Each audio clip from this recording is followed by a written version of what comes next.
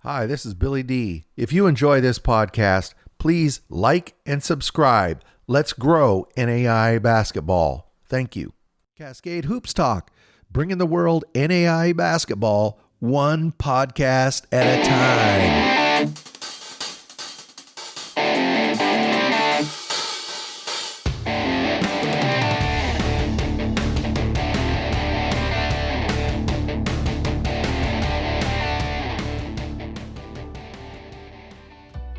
Cascade Hoops Talk, Billy D. Hey, today we have Coach Greg Tonagel, Indiana Wesleyan basketball. I've been lucky enough to get out to Indiana Wesleyan a couple of times. Coach Tonagel has always been very gracious in showing me around and letting me have access there. I enjoyed my time there both times.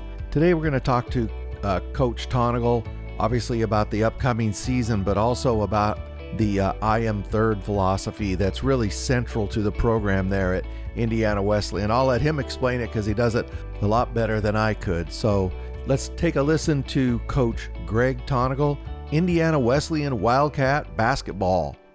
Cascade Hoops Talk, Billy D. Hey, I got Greg Tonagel. He's head men's basketball coach, Indiana Wesleyan Wildcats. Thank you, Greg, for being on the show. Billy, it's been a while, but I'm glad to hear your voice and talk hoops. You know, I definitely want to talk about the team and the basketball program. But before we talk basketball, I want to talk about your primary mission at Indiana Wesleyan basketball. You know, you build young men, you're building a legacy. Can you talk about the I am third philosophy and why it's so important to your program? One of the ways I'd say it is we just have a great desire here to help young men trade the pursuit of me for what we call the pursuit of three. In other words, I think life has a way of painting this picture that it's all about you. And the more you look inward, the more you focus in on yourself, the more you get yours, you're going to be happier and you're going to be more successful. And the reality is that's a miserable way to live life, but it's also not a productive way. It's not a successful way. And anybody who coaches, I think, realizes that, right?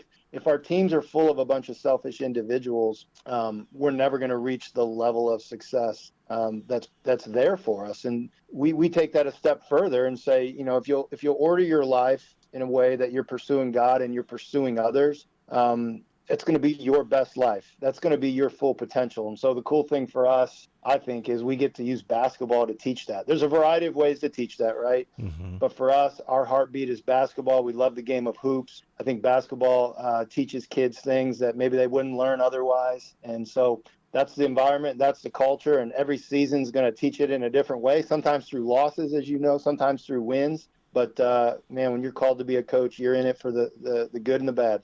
You know, the reason you and I have talked about this before, but the reason I wanted to bring it up today is, I'm constantly going to different websites and as I look into teams, right? And I'm seeing this philosophy, sometimes it's called different things but it's starting to permeate a lot more, especially in your region. And then I know, the camp down in Warsaw, they build, I can't remember the guy's name, but they build that right off the I am third philosophy when they work with kids. What I'm trying to say, Greg, is that I can see it permeating. And, in your long-term legacy, at the end of the day, isn't going to be wins and losses, as many wins as you have. It's going to be this philosophy that you've built and the impact you've had on the game. That's what I believe. Well, I appreciate you saying that. And there are so many amazing coaches out there that are doing this. And honestly, one of my favorite things in coaching is these connections with other coaches who are like-minded. And we could spend the whole hour talking about coaches that are doing this and coaches that have that heartbeat. And we're all competitive. And there's times where we cross the line, right? I think that can be hard, and I've failed at that. But at the end of the day, I mean, none of us are, when we retire, are going to sit there and count our wins or think about the championships. It's the players' lives that we have an opportunity to change. And for us, that's connecting them deep in their faith with the Lord and then helping them live fearlessly in the service of others, which I just think is lacking in our world. And when you get a bunch of men who will get outside themselves and live for the benefit of others, great things can happen. When a young man leaves your program after 4 years, 2 years, whatever he spends there, what are your goals for him as he leaves? What do you hope he has brought to the program? Well, I think just in a general sense, like a 10,000-foot view, is I want them to realize their potential.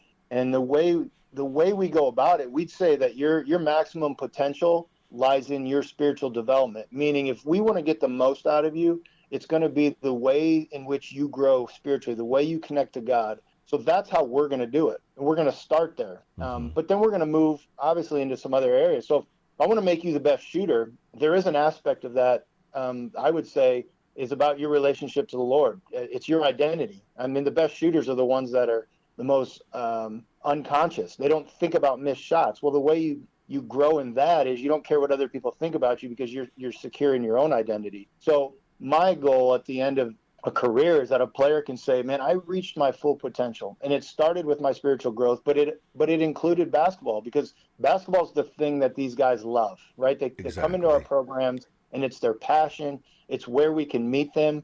And I, at the end of the day, I think God cares about the things we love. I think he cares about basketball. He cares about that. He's giving these guys these gifts. And so to see players realize how the two come together and come alive, it ends up being a template for wherever they go. If they go overseas, you're still growing in that direction. If you go into the business world, you're growing in that direction. If you go into education, you're taking this into your classroom. You're obviously taking this someday into your family as you're a husband and a father. And like I tell our guys, like, now's the time to experiment. Now's the time that you can fail at these things. Yeah, the team may suffer, but in the reality is, in 10 years from now, if you fail at these things, it's your family that pays. You know, it's community in which you live in that suffers. So let's work on this now so that we're ready when the game really matters, right? Yeah. And as a father now, I'm realizing the game really matters, and I'm thankful for the people that poured into me so that I can do what I do now as a husband and as a father. Now, I appreciate that, Greg. Thank you for taking the time to walk through that. You know, let's talk a little bit about basketball. You know, last season you're 21-10, 14-4, tight crossroads race. You know, the season ended. I don't have to remind you this, but you lost the 3 out of 4. Had to really sting, especially the way you lost a couple of them. Does that motivate you coming into this season? How does that sting affect you as you start practicing in September? Oh man, absolutely. And you're right. Last year was a disappointment. And I'm just going to put it out there. Like, I didn't do a great job. My team didn't do a great job. And we went into the off season feeling that. And sometimes you need that. You know, I mean, I'm headed into my 19th year. And I think there's times as a coach where you begin to question what you're doing and maybe what you want to do. And then there's seasons where you come off a tough loss like that and it motivates you. And especially the way it ended for us. I don't want to go into the details, but it ended in a bitter way. And I would say this: we had our best offseason ever. It was a combination of, we were able to provide our guys with the right structure and routine. I think we set them up to have a lot of success, but they also went after it. And they went after it in a way, we measure those results at the end of summer, whether it's strength, whether it's skill. And we had the highest metrics that we have had in my 18 years. And it was a direct result of the feeling that our guys left season with, and then being set up for that success. And they went and did the work. And so, you know, how that plays out this year, I don't know. But I'm excited to coach this group because they've positioned themselves for a good year. The Wildcats, I can't wait to talk to you about this team, because I've been studying your team for the last day and a half, and I'm still trying to figure. It's going to look a lot different. For the first time in 8 years, you're not going to have a 7-footer anchor in the middle. I've gone through your lineup several times. I'll tell you the truth. When I go through your lineup, you know what it looks like? It looks like a G-Pack lineup, and you're going to run 4 out and then drag Stauffer up and down as a stretch 5. You're going to have to, just talk about your team. Are you going to try to play faster? Are you going to, you're going to have to change your game up, aren't you? Yes. We're going to be more fun to watch. Let me tell you that. And not that we were boring to watch, but we're going to be fast, and I think we're going to shoot it a lot better. And I hope we score like those G-Pack teams. I'm looking at scores weekly, and I'm like, man, those guys can flat out put the ball in the hole. So, that's the goal, is that we're way faster, but we also need to become more physical. And so fast and physical, I think, is where we need to go with this team this year. And the pieces are there. We got a couple nice transfers, but you got to make those pieces fit. And so that takes time. I want to have patience with this team. At the same time, have pretty high expectations for them. Yeah, if you look at the lineup, I think, last year you struggled just a little bit percentage-wise from the 3. Talk about Luke Brown, this guy you brought over from Stetson. Most people probably don't know he also played at Ball State. Not only, when you say played at Stetson, he started their last 9 games last season. The last 4 or 5 games, he averaged 36 minutes a game. what he shot 47% from three or something, 86% or 88% from the free throw line. That guy can play ball. I've never been around a kid who's got such a strong work ethic as Luke Brown. I mean, he is a basketball just workhorse, and it shows in his shooting. And so we're excited about Luke. You know, he's the fourth all-time leading scorer in the state of Indiana for high school basketball. He scored just an insane number of points throughout his career. He's somewhat of a local kid, you know, he's about an hour from here, so we've known him for a long time. But he comes in, I think, just hungry and humble to be a part of this. He's come in and he's serving guys. He's earning the respect of guys. So it starts, you know, there, obviously. But we've got some other guards that are going to go along with Luke. And we are going to be smaller. It's funny. A lot of people look at the game and you lost a 7-footer. That's, you know, how do you recoup from that? And it's like 7-footers are good. And obviously Seth was good. But the game is moving towards a little bit more versatility and less of that type of size. I mean, length matters, don't get me wrong. But you got to be able to spread people out, and we want to do more of that this year. And we just weren't able to do that the last couple of years. Let's talk about some of the guys you have coming back.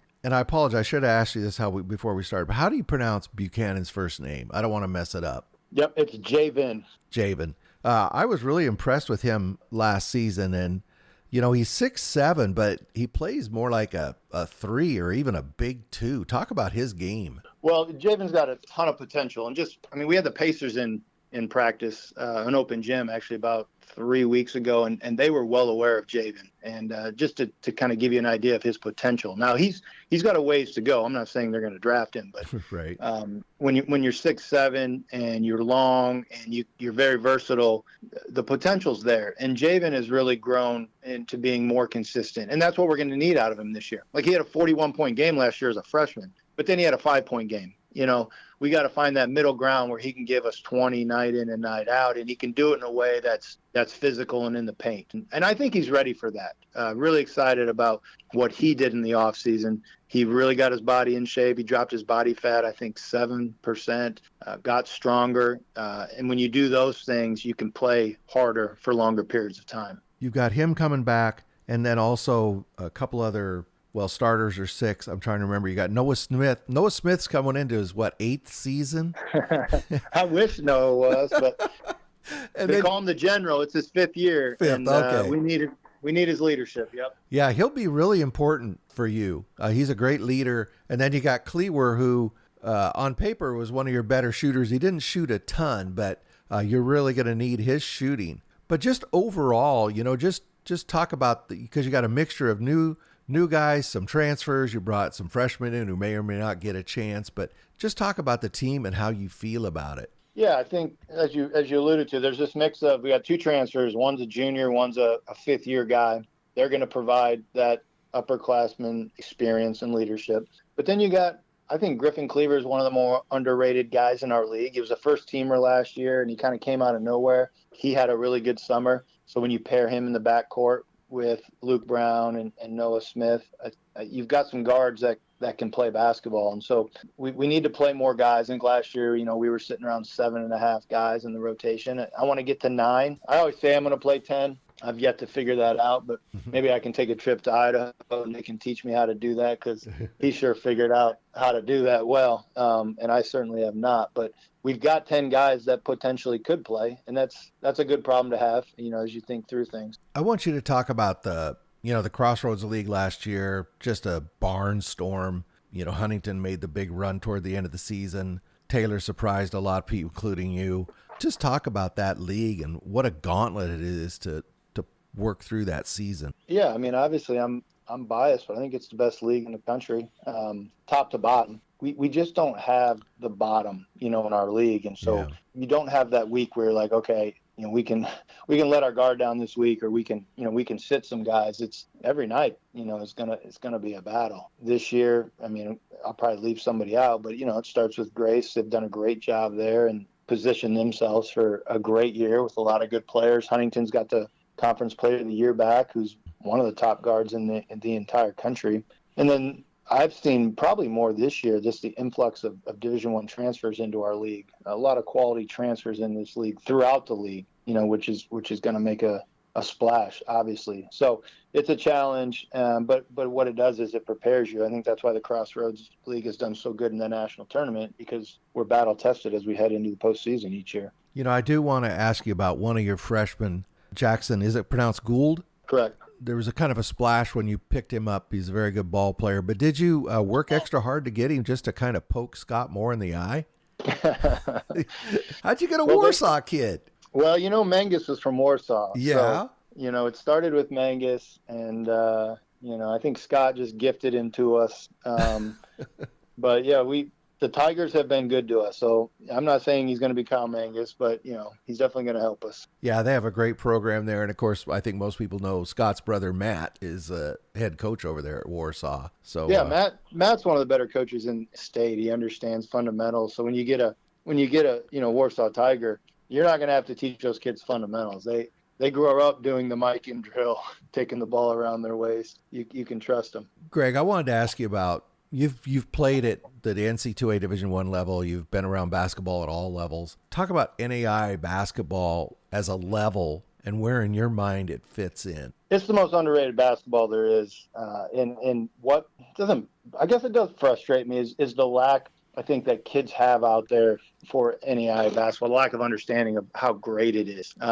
Everybody lumps Division I into one big division, but the reality is there's several divisions. There's high majors, and I get that. If you got an opportunity to play at IU or Purdue in the state of Indiana, that's a special experience. But at the same time, you've got these bottom dwellers in Division I, and there are tons of them that have less attendance than we have at Indiana Wesleyan. They travel with less experiences than we have at Indiana Wesleyan. And the players aren't as good as what we would have at Indiana Wesleyan. And sometimes it takes a kid, going to Division I and then transferring to fully experience that. When he comes back and light bulb goes off and he's like, wow, that wasn't what I thought. There's so much hype around Division I that I think the quality of NAI basketball gets lost, because there's good players, but there's great coaches in our division, and I'm proud to be a part of it. Yeah, you watch some of these games. That always sticks out to me. The venues, because let's look, like at your venue down there at Grace. That place is beautiful. Go to College of Idaho. It's unbelievable.